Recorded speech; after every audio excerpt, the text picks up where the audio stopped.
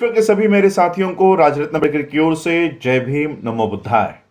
The बुद्धानिस धम्मा के 5वें भाग में आप सभी लोगों का स्वागत है। कपिल वस्तु में एक शाक्य रहा करते थे जिनका नाम था दंडपानी। दंडपानी इनकी जो सुपुत्री थी वो 16वां साल उनको लग गया था। तो रीति रिवाज के अनुसार दंडपानी ने उनकी सुपुत्री यशोधरा का स्वयंवर रचाना चाहा और स्वयंवर के लिए पड़ोसी देश के जितने भी युवा थे, जितने भी राजकुमार थे, उनको वो बुलावा इन सभी देशों के युवाओं को भेज दिया गया। और एक बुलावा सिद्धार्थ गौतम को भी मिला। सिद्धार्थ गौतम भी अपना 16वां साल पूरा कर चुके थे और शुद्धोधन और महाप्रजापति भी चाहते थे कि सिद्धार्थ की शादी करवाई जाए। और महाप्रजापति ने शुद्धोधन ने उनको इस स्वयंवर, सिद्धार्थ गौतम को इस स्वयंवर में जाने की सूचना दी। सिद्धार्थ भी स्वयंवर में जाने के लिए तैयार हुए। जब वो स्वयंवर के लिए पहुंचे तो सभी युवाओं को देखने के बाद यशोधरा ने सिद्धार्थ गौतम को चुना। जब सिद्धार्थ गौतम को यशोधरा ने चुना और ये बात दंडपानी यानी उनके पिता को पता चली तो वो इतने खुश नहीं थे। वो अपने बेटी से यानी यशोधरा से जाकर कहने लगे कि सिद्धार्थ को तो साधु संतों का साथ पसंद है, एकांत पसंद है, ये एक अच्छे गृहस्थ साबित नहीं हो सकते। यशोधरा ने अपने पिता से कहा, क्या साधु और संतों का साथ और एकांत पसंद होना ये कोई गुनाह है?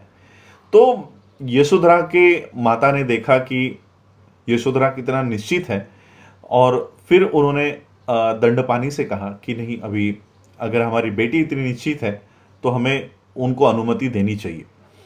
बाहर सभी जो अलग अलग देशों से युवा आए थे उनको ये अपमानित लगा। उनको ये लगा कि कम से कम यशोधरा ने कोई परीक्षा रखनी चाहिए थी, कोई प्रतियोगिता रखनी चाहिए थी, इस तरह से हमारा अपमान नहीं करना चाहिए था। लेकिन फिर भी सभी युवा शांत थे। उनको लग रहा था कि दंडपानी कम से कम कोई परीक्षा लेंगे। तो सभी युवाओं का गुस्सा देखते हुए दंडपानी ने और सभी युवाओं ने मांग की कि कम से कम धनुर्विद्या की परीक्षा होनी चाहिए।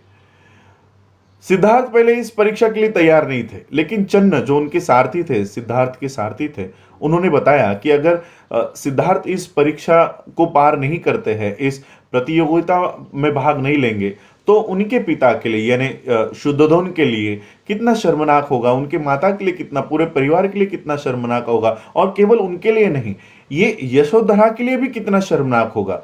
तो चन्न की इस बातों को मानते हुए सिद्धार्थ इस धनुर्विद्या में भाग लेने में तैयार हो गए। सबसे आखिरी बारी सिद्धार्थ की आई और जब सिद्धार्थ ने इस धनुर्विद्या की परीक्षा को पार किया तो सिद्धार्थ का जो निशाना था वो सबसे सटीक था और फिर यशोधरा और सिद्धार्थ की शादी हुई। कई सालों के बाद सिद्धार्थ और यशोधरा को राहुल नाम का पुत्र पैदा हुआ। शुद्धोधन अब खुश थे कि उनका बेटा सिद्धार्थ गौतम अब एक गृहस्थ का जीवन जी रहा है, वो आनंदित थे। लेकिन फिर भी उनको असित की जो भविष्यवाणी थी वो सता रही थी। उनको लग रहा था कि कहीं मेरा बेटा गृहत्याग करके सन्यासी बनके कहीं गृहत्याग ना कर ले। इसलिए शुद्धोधन ने उनके एक महामंत्री थे, पुरोहित थे, उनको बुलाया, उदाइन को बुलाया और उदाइन को कहा कि हमको सिद्धार्थ को काम भोगों में और ये सब विलास में उसको जकड़े रखना है। तो किस तरह से सिद्धार्थ को हम इस पूरे भौतिक और गृहस्थ आश्रम से जोड़ के रख सकते हैं? शुद्धोधन ने अपने बेटे के लिए 3 अलग अलग महल बनवाए थे, एक गर्मी के लिए, एक सर्दी के लिए और एक बरसात के लिए। इस तरह से सारे भोग विलास के साधन शुद्धोधन ने अपने बेटे के लिए खड़े किए थे। उदाइन ने और एक संकल्पना रखी कि सिद्धार्थ को इस काम भोगों में आसक्त रखने के लिए उनके लिए एक अनंतपुर बनवाया जाए, एक ऐसा घर जहां पर विश्व की सभी सुंदरियाओं को, सुंदर सुंदर स्त्रियों को वहां पर रखा जाए। तो इस अनंतपुर की तैयारी कर दी गई।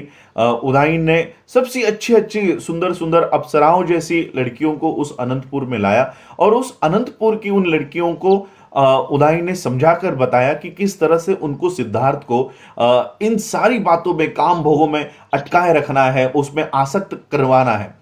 और सभी स्त्रियां तैयार हो गई। सिद्धार्थ जब आया करते थे तो ये सारी स्त्रियां उनको लुभाने में लग जाती थी, लेकिन सिद्धार्थ का मन कभी विचलित नहीं हुआ। वो ये सोचते थे, अलग अलग स्त्रियां अलग अलग तरीके से प्रयत्न कर रही थी, लेकिन सिद्धार्थ सोचते थे कि ये स्त्रियां इतना भी नहीं जानती कि ये जो उनका सौंदर्य है, ये जो उनका तारुण्य है, यौवन है, जवानी है, ये कभी ना कभी खत्म हो जाएगी और ये बुढ़ापे में बदल जाएगी। क्या वो इतना भी नहीं जानती? सिद्धार्थ अपने निश्चय पर दृढ़ थे और वो इस तरह से इन सारी स्त्रियों को उन्होंने नेग्लेक्ट करके अपने निश्चय पर वो कायम रहे। उदाइन को पता चल गया कि सारी जो पूर्व की जो जितनी भी स्त्रियां थी वो सारी की सारी सिद्धार्थ को लुभाने में फेल हो चुकी है, नाकामयाब हो चुकी है। तो खुद उदाइन ने सिद्धार्थ से बात करने की इच्छा व्यक्त की। उदाइन ये सिद्धार्थ के पास आया और उदाइन ने कहा कि राजा ने यानी शुद्धोधन ने मुझे आपका मित्र चुना है और मित्र का ये काम होता है कि अपने मित्र को सही सलाह दे, सही मार्ग पर चलने के लिए उसको प्रेरित करे, गलत मार्ग पर चल रहा है तो उसको रोके और बुरे वक्त में उसके साथ खड़ा रहे। तो ऐसे हालात में जब मैं देख रहा हूं कि आप गृह त्याग के मार्ग पर चल रहे हैं तो ये मेरा कर्तव्य है, आपको रोकना ये मेरा कर्तव्य है। और इसलिए हम इन स्त्रियों को आपके पास लेकर आए, कम से कम इनके ओर देखो तो सही, उनके सौंदर्य को देखो। और जो स्त्रियां ऋषियों तक को मोह डालती थी, क्या वो स्त्रियों का कोई आप आदर नहीं कर सकते? इस तरह से कई सारी बातें उदाइन ने सिद्धार्थ को समझाई। सिद्धार्थ ने उदाइन को जवाब दिया, रिप्लाई दिया। सिद्धार्थ ने कहा, मैं किसी का अपमान नहीं करना चाहता, मैं किसी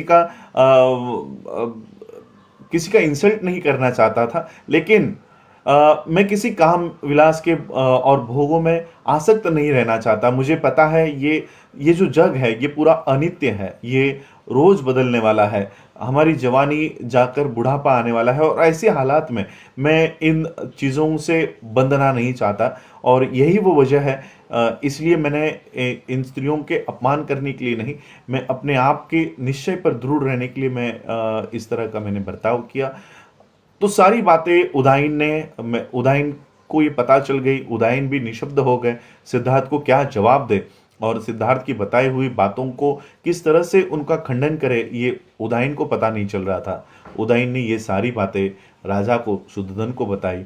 शुद्धोधन को पता चल गया कि किस तरफ सिद्धार्थ का झुकाव चल रहा है, किस तरफ सिद्धार्थ मार्गक्रमण कर रहे हैं। ये सारी बातें शुद्धोधन को पता चल गई और जो अनंतपुर बनाया गया था वो अनंतपुर बंद करवा दिया गया और इस तरह से सिद्धार्थ इन सारी चीज़ों से अलिप्त होकर अपने दृढ़ निश्चय के पथ पर चलने लग गए।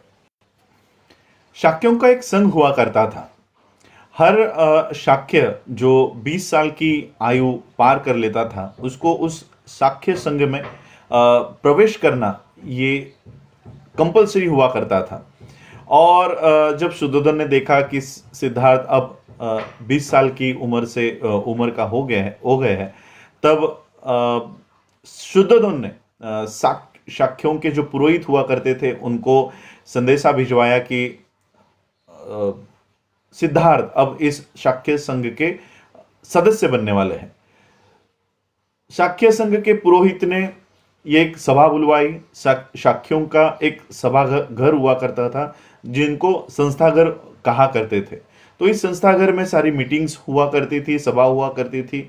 तो इसी तरह की सभा सिद्धार्थ को सदस्य बनाने के लिए बुलवाई गई और इनका एक नियम हुआ करता था कि कोई भी विषय हो, ये उस बैठक में 3 बार, जब तक इसके ऊपर बहुमत पास नहीं होता तब तक कोई निर्णय नहीं लिया जाता था। तो सिद्धार्थ को जब सदस्य बनाने की जो ये सभा चल रही थी तो पुरोहित ने 3 बार इसको पूछा गया और जब किसी ने भी इसका विरोध नहीं किया तब जाकर सिद्धार्थ इस शाक्य संघ के सदस्य बन गए। शाक्यों का उस यानी जो शाक्य संघ के सदस्य है, हर शाक्य का वो कर्तव्य हुआ करता था कि शाक्यों की भलाई के लिए वो अपने तन मन धन से वहां पर लड़े और कोई भी क्राइम वो ना करे, कोई भी गुनाह ना करे। और शाक्यों ने जो निर्णय लिया है उसके पीछे हर शाक्यों को दृढ़ता पूर्वक उनको खड़ा रहना, ये उस शाक्य संघ की नियम हुआ करते थे। तो सिद्धार्थ गौतम 20 साल की आयु पूरी होने पर इस शाक्य संघ के सदस्य बन गए।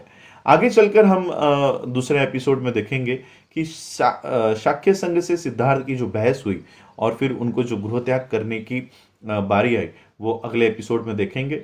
आप लोगों ने आज मुझे सुना, उसके लिए आभार, धन्यवाद। जय भीम, जय भारत, जय बुद्ध।